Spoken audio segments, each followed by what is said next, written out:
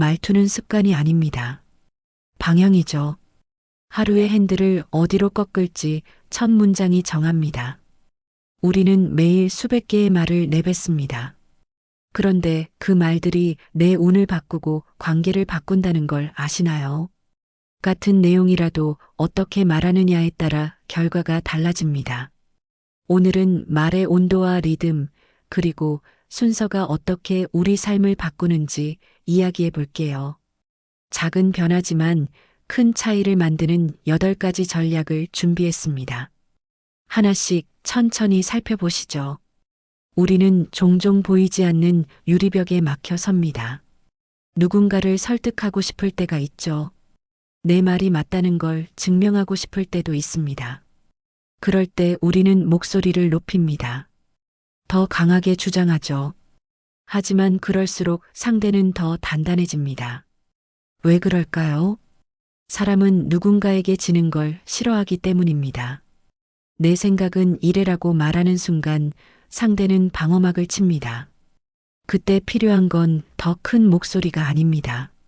다른 각도예요. 사람들이 보통 이렇게 하더라고 말해보세요.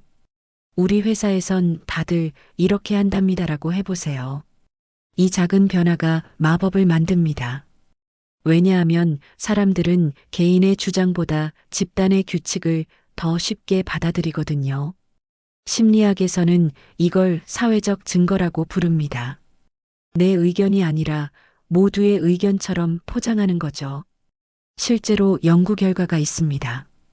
호텔에서 수건 재사용을 권장할 때 이 방법을 썼습니다.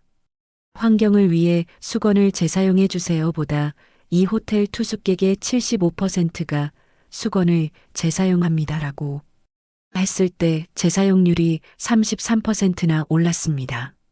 놀랍죠? 내 주장을 공유된 규칙으로 바꾸는 순간 유리벽에 균열이 생깁니다. 상대는 더 이상 나와 싸우는 게 아니라 사회적 규범을 따르는 거니까요. 다음번에 누군가를 설득해야 할 일이 생기면 기억하세요. 나는 이렇게 생각해가 아니라 사람들은 보통 이렇게 하더라고 말하는 겁니다. 그 작은 차이가 결과를 바꿉니다. 거목을 심겠다고 삽부터 들이대면 어떻게 될까요? 몸도 마음도 물러납니다. 부담스러우니까요. 사람들에게 큰 부탁을 할 때도 마찬가지예요. 처음부터 큰 걸 요청하면 거절당하기 쉽습니다. 그럴 땐 씨앗 하나부터 시작하세요. 5분만 도와줄래요라고 물어보세요. 이거 한 번만 봐줄 수 있어요 라고 해보세요. 작은 부탁은 상대의 경계를 낮춥니다. 그리고 신기한 일이 벌어지죠. 5분 도와주겠다던 사람이 50분을 투자합니다. 왜 그럴까요? 심리학자들은 이걸 일관성의 원리라고 설명합니다. 사람은 자신이 한번 시작한 행동을 계속하려는 경향이 있습니다. 작은 도움을 주기 시작하면 스스로를 돕는 사람으로 규정하게 됩니다. 그러면 더 많이 돕게 되는 거죠. 또 다른 이유도 있습니다. 몸이 움직인 뒤에 마음이 따라오는 겁니다. 이건 인간의 오래된 리듬이에요. 우리는 행동한 다음에 그 행동을 정당화하려고 합니다. 5분 도와줬는데 왜 도와줬을까 생각하죠. 아, 이 사람을 도와주고 싶었나 봐라고 결론 내립니다. 실제로 실험이 있습니다. 사람들에게 작은 기부를 요청했을 때와 큰 기부를 요청했을 때를 비교했습니다. 처음부터 큰 금액을 요청하면 거절률이 높았습니다. 하지만 1,000원부터 시작하면 나중에 10,000원도 기부하더라고요. 발이 문턱을 넘으면 몸이 따라 들어오는 법입니다. 이걸 문정걸음 기법이라고 부릅니다. 큰 도움을 원한다면 가벼운 시작을 준비하세요. 씨앗 하나, 흙 한 줌부터 시작하는 겁니다. 그러면 어느새 거목이 자라 있을 거예요. 사람을 바꾸려 들면 관계가 움츠러듭니다. 거북을 밀면 어떻게 될까요? 더 깊이 등껍질로 숨습니다. 사람도 마찬가지예요. 변화라고 압박하면 더 완고해집니다.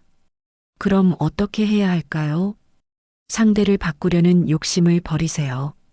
대신 내 환경을 바꾸는 겁니다. 예를 들어볼게요. 늘 늦는 친구가 있습니다. 약속 시간에 맞춰 오라고 100번을 말해도 소용없죠. 그럴 때 친구를 바꾸려 하지 마세요. 내 대응 방식을 바꾸는 겁니다.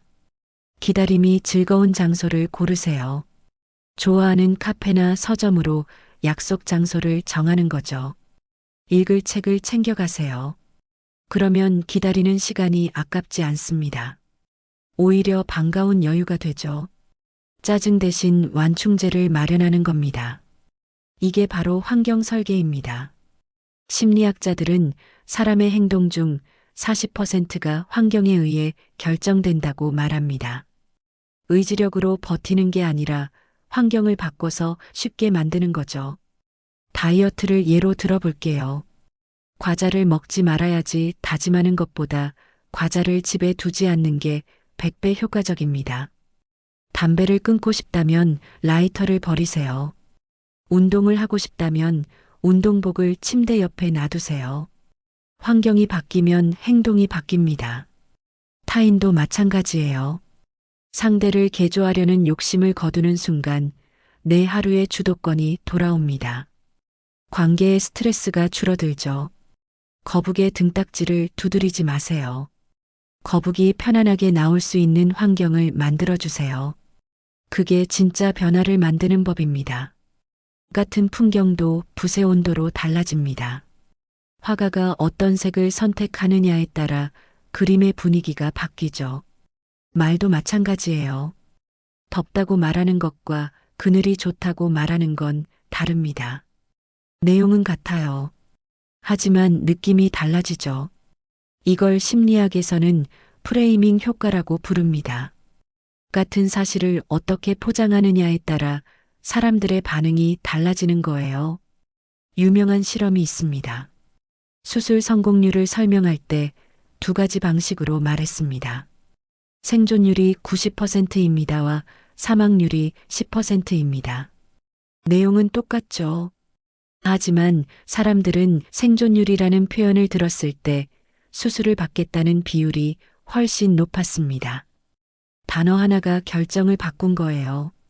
일상에서도 적용할 수 있습니다. 부정의 조명은 얼굴의 주름을 깊게 만듭니다. 못했어, 안 돼, 어려워. 이런 말들이 쌓이면 관계가 어두워지죠. 반대로 긍정의 조명은 눈동자에 빛을 얹습니다. 할 수 있어, 괜찮아, 좋아지고 있어. 이런 말들이 쌓이면 관계가 환해집니다. 거짓말을 하라는 게 아닙니다. 현실의 낙관적 면을 먼저 비추는 훈련이에요. 문제를 이야기할 때도 마찬가지입니다. 이게 문제야 보다 이렇게 하면 더 좋을 것 같아라고 말해보세요. 안 돼 보다 이건 어때라고 물어보세요. 말의 프레임이 곧 나의 관계 프레임이 됩니다. 어두운 렌즈로 세상을 보면 세상이 어두워 보이죠. 밝은 렌즈로 보면 세상이 밝아 보입니다. 오늘부터 화가가 되어 보세요.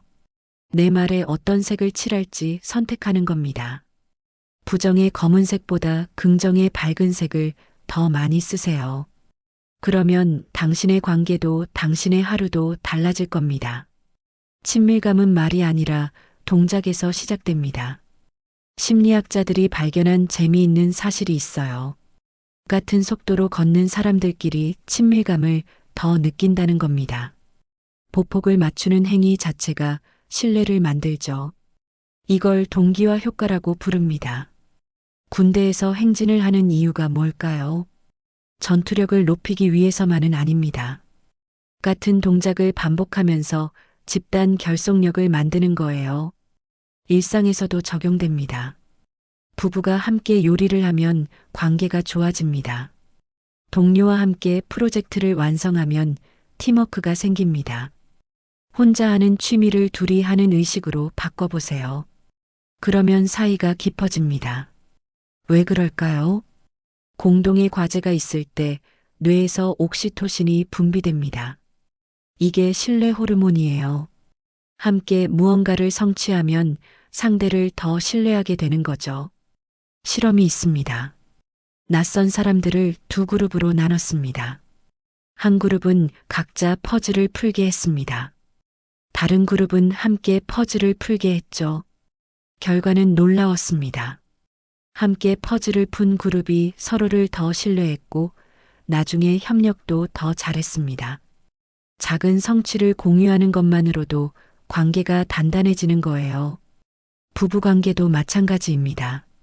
각자 스마트폰을 보는 시간보다 함께 산책하는 시간을 늘려보세요. 같이 요가를 배우거나 같이 요리 클래스에 가보세요. 같은 보폭으로 걷는 그 시간이 마음의 거리를 좁힙니다. 친밀감은 거창한 이벤트가 아니라 작은 동기화에서 자랍니다. 오늘부터 누군가와 보폭을 맞춰보세요. 함께 걷고, 함께 만들고, 함께 성취하세요. 그러면 관계는 저절로 깊어질 겁니다. 차가운 회의실에서도 따뜻한 머그컵 하나가 공기를 바꿉니다. 손끝의 온도가 마음의 온도로 번지는 거죠. 이게 정말일까요? 실제로 실험이 있습니다. 사람들에게 따뜻한 커피와 차가운 커피를 들려줬습니다. 그리고 낯선 사람에 대한 인상을 물었죠. 놀랍게도 따뜻한 커피를 든 사람들이 상대를 더 호의적으로 평가했습니다. 물리적 온도가 심리적 온도에 영향을 준 거예요. 이걸 체화된 인지라고 부릅니다. 몸의 감각이 마음의 판단을 바꾸는 겁니다. 그래서 중요한 대화를 할 때는 따뜻한 음료를 준비하세요. 찬물보다 따뜻한 차가 분위기를 부드럽게 만듭니다. 목소리의 톤도 중요해요. 빠른 호흡과 높은 톤은 싸움을 부릅니다. 긴장을 만들죠. 반대로 천천한 호흡과 낮은 톤은 해석의 여지를 남깁니다. 안정감을 주는 거예요. 급할수록 천천히 말하세요. 화가 날수록 한 박자 늦춰보세요. 그러면 상대도 진정됩니다. 목소리는 전염되거든요. 낮은 톤과 짧은 문장 그리고 멈춤이 신뢰를 만듭니다. 말을 너무 많이 하면 신뢰가 떨어져요. 침묵도 대화의 일부입니다.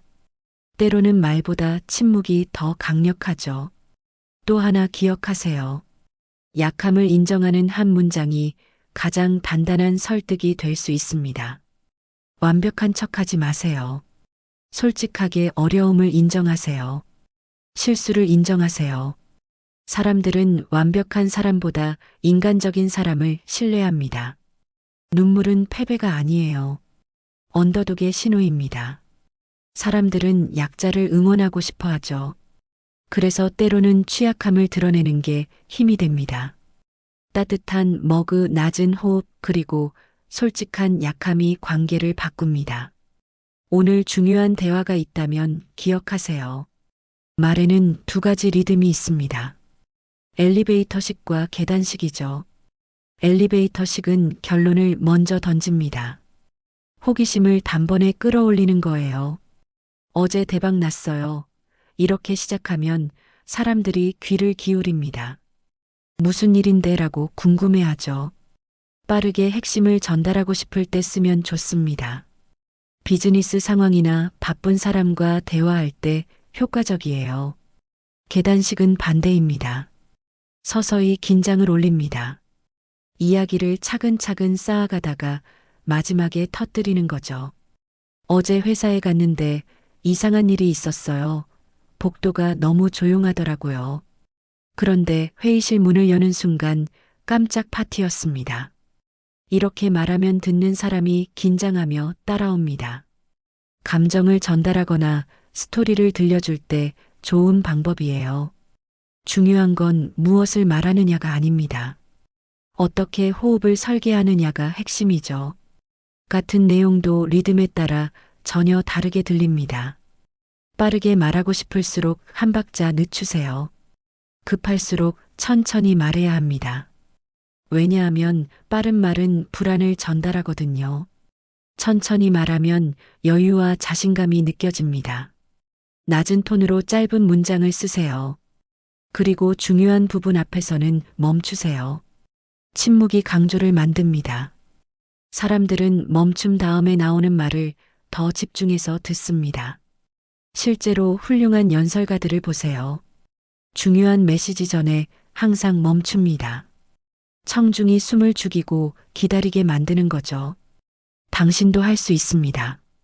엘리베이터와 계단 중 상황에 맞는 리듬을 선택하세요.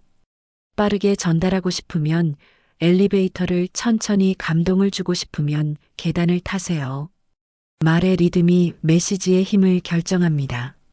사람은 공감의 우편을 기다립니다. 내 이야기를 들어주기를 바라죠. 그런데 우리는 종종 급하게 답을 주려고 합니다. 그래도 이렇게 하면 되잖아. 이렇게 말하는 순간 상대는 문을 닫습니다. 공감받지 못했다고 느끼는 거예요. 그럴 땐 이렇게 말해보세요. 그렇군요. 다만 이런 방법도 있어요. 그래도가 아니라 그렇군요로 시작하세요. 일단 상대의 마음을 받아주는 겁니다.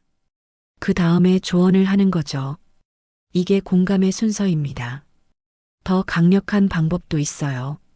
당신만 그런 게 아니에요. 저도 그래요라고 말하는 겁니다. 사람들은 혼자만 힘들다고 느낄 때 가장 외롭습니다. 나도 그렇다는 말이 위로가 되는 이유죠. 차이를 설명하기 전에 공통 분모를 먼저 찾으세요. 우리는 다르다보다 우리는 같다를 먼저 말하는 겁니다. 그러면 벽이 낮아집니다. 감사도 중요합니다. 하루의 소인을 찍는 일이에요. 고맙습니다. 덕분이에요. 이런 말을 자주 하세요. 감사는 공짜지만 가치는 큽니다. 연구에 따르면 감사 편지를 쓴 사람과 받은 사람 모두 행복도가 올라갔습니다. 한 달 동안 지속되더라고요. 감사는 관계의 윤활유입니다. 마지막으로 하나 더 알려드릴게요. 일을 좋아해요라고 말하세요. 허세가 아니에요. 운을 부르는 주소입니다. 말이 먼저 가면 운이 따라오거든요. 내가 하는 일에 긍정적인 말을 하면 실제로 일이 즐거워집니다. 뇌는 내 말을 믿으니까요. 반대로 일이 싫다, 힘들다고 계속 말하면 정말 싫어집니다. 말이 현실을 만드는 거예요. 그러니 오늘부터 우체국 직원이 되세요. 공감의 우편을 정성껏 배달하는 겁니다. 그렇군요. 저도요. 고맙습니다. 좋아요. 이 네 마디면 충분합니다. 작은 말들이 모여서 큰 관계를 만듭니다. 말투는 운의 문패입니다. 오늘 내 문 앞에 무엇을 달지 첫 마디가 결정하죠. 작은 부탁, 낮은 호흡, 따뜻한 컵, 그리고 저도요. 이 네 가지면 충분합니다. 인생은 거창한 연설로 바뀌지 않아요. 평범한 문장들의 온도가 하루를 바꿉니다. 그리고 당신의 방향을 바꾸죠. 오늘 배운 8가지를 기억하세요. 사회적 규범을 활용하고 작은 부탁으로 시작하고 환경을 바꾸고 긍정으로 프레이밍하고 함께 걸으며 따뜻하게 말하고 리듬을 조절하고 공감을 전하세요. 말의 내용이 아니라 말의 온도와 리듬과 순서가 운과 관계를 다시 세웁니다. 당신의 말이 당신의 운을 만듭니다. 오늘부터 시작하세요.